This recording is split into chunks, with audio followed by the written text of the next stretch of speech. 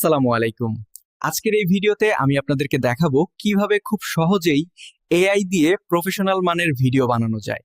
আর এরকম ভিডিও বানানোর জন্য আমাদের ফোন অথবা ডেস্কটপে আমরা একটা ভিপিএন কানেক্ট করে নিব।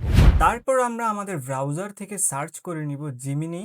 জিমিনিতে আসার পর আমাদের ভিপিএন কানেক্ট করা থাকায় এইখানে ভিউ 3 দেখাচ্ছে। অবশ্যই হচ্ছে আমরা এইখান থেকে ভিডিও অপশনটি সিলেক্ট করে দিব।